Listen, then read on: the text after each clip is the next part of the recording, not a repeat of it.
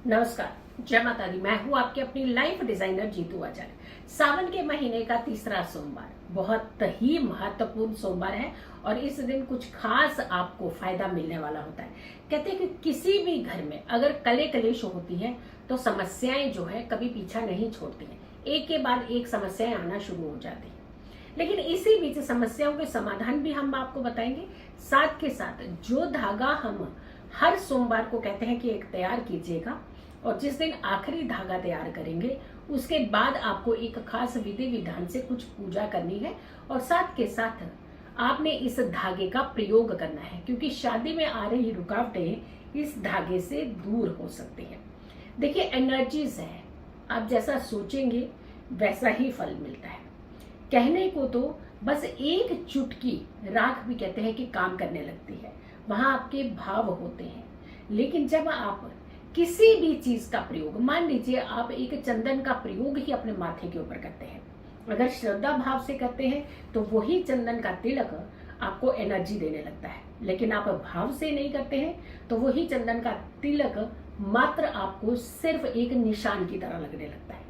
तो ये भाव की बात होती है, ये श्रद्धा की बात होती है।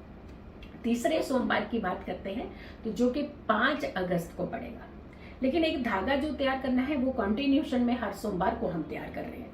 वो धागा आप स्वयं करते हैं तैयार, हम नहीं, आप ही करते हैं उस धागे को तैयार। और उस धागे का 5वें सोमवार के दिन कुछ दिव्य प्रयोग आप जरूर कीजिएगा।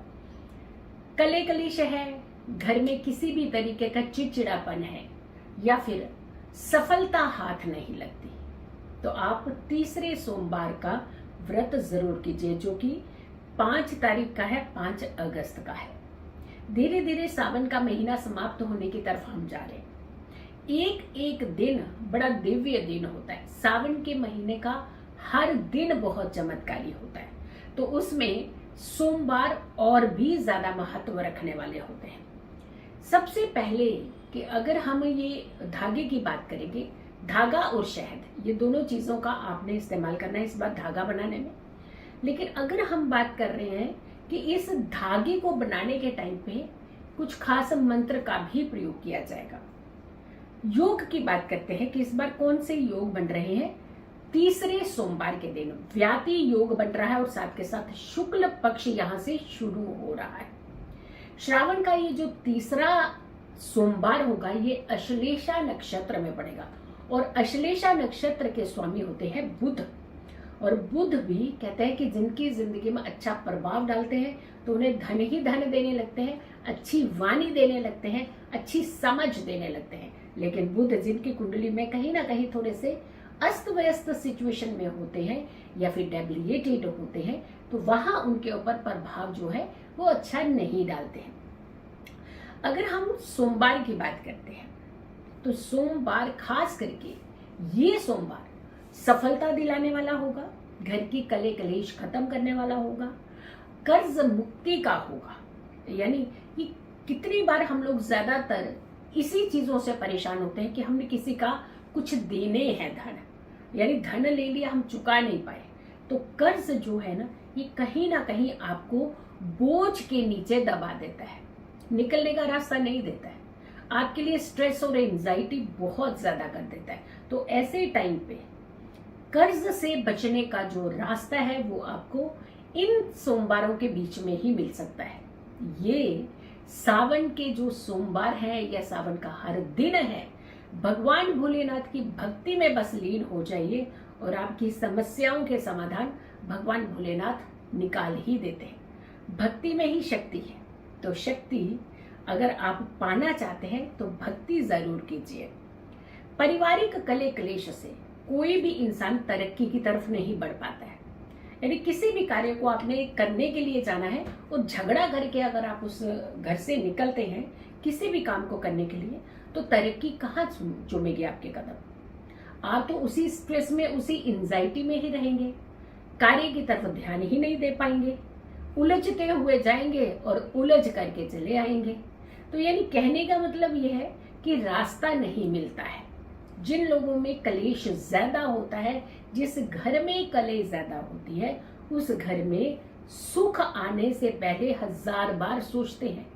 यानी सुख घर की दहलीज पार नहीं करते हैं, तो हमें थोड़ा सा अपने घर का माहौल अच्छा बनाने के लिए पूजा भक्ति भी करनी चाहिए, घर में कपूर की आरती भी करनी चाहिए, 2 समय अपने घर के अंदर दीपक जरूर प्रज्वलित करना चाहिए, और साथ के साथ एक दिव्य प्रयोग जो है इसे आप सावन के महीने में ही कीजिएगा।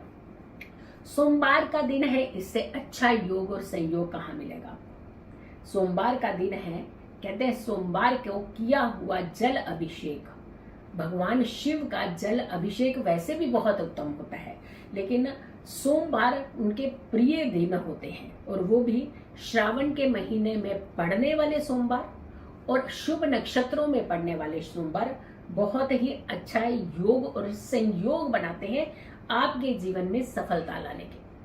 तो आपने इस दिन क्या करना है, इस दिन आपने सबसे पहले गंगा जल का 1 लोटा लीजिएगा और उसमें कुछ काले तिल मिला लीजिएगा, साथ में कुछ कच्चे दूध की बूंदे, यानी एक तरह की कच्ची लस्सी का, जिसे हम कहते हैं कच्ची लस्सी का, आप एक तरह का एक जल तैयार कर लीजिए, और इसे आपने 1 लोटा जल पीपल में जलाना है, यानी पीपल में चढ़ा दीजिएगा, और 1 लोटे जल से आप भगवान भोलेनाथ शिवलिंग का आप अभिषेक कीजिए।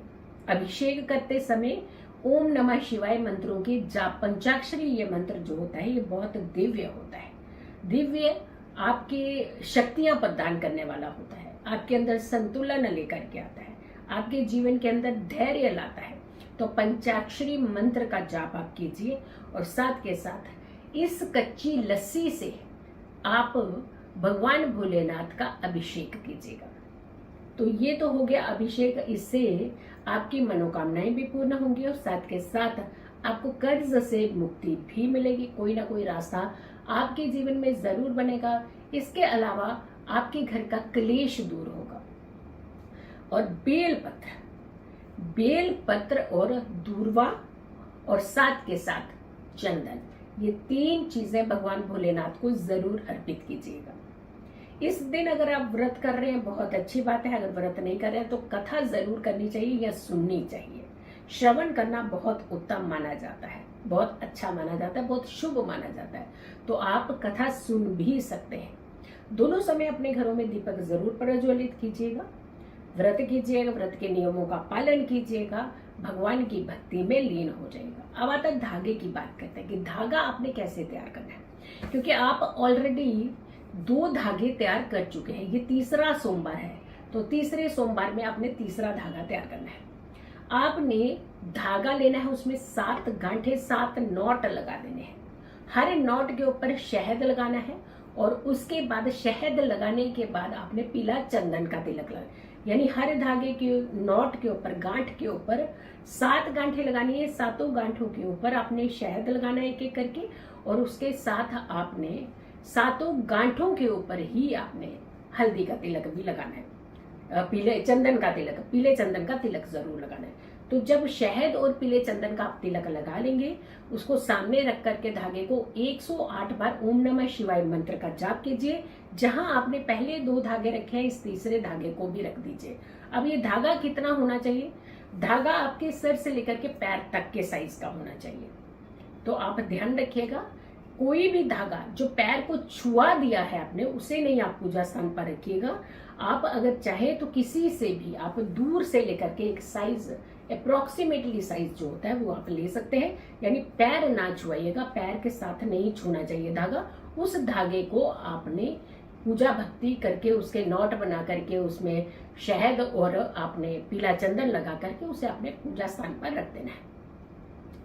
अगले सोमवार में फिर से धागा बनाना है, 5 धागे टोटल आपने बनाने हैं, तब उसका दिव्य प्रयोग किया जाएगा। और वो प्रयोग आपके लिए, आपकी सुरक्षा के लिए, आपकी शक्तियों के लिए, आपके अंदर धैर्यपन के लिए, और तो और जो अड़चने हैं शादी की, वो अड़चने खोलने के लिए है। तो इससे आपके ऊपर बहुत अच्छा प्रभाव भी पड़ेगा। इस वीडियो को आप बहुत सारे लोगों को जरूर शेयर कीजिएगा, और अगर आपने चैनल सब्सक्राइब नहीं किया है तो जरूर कीजिए, वीडियो शेयर कीजिए, और मेरी आने वाली हर वीडियो को जरूर देखें। खुश रहें, स्वस्थ रहें, पॉजिटिव रहें। पॉजिटिव रहते हैं तो हर समस्या से हम दूर रहते हैं। जल्दी हाजिर होंगी एक अच्छी वीडियो के साथ, तब तक के लिए नमस्कार, जय माता दी, ओम नमः शिवाय।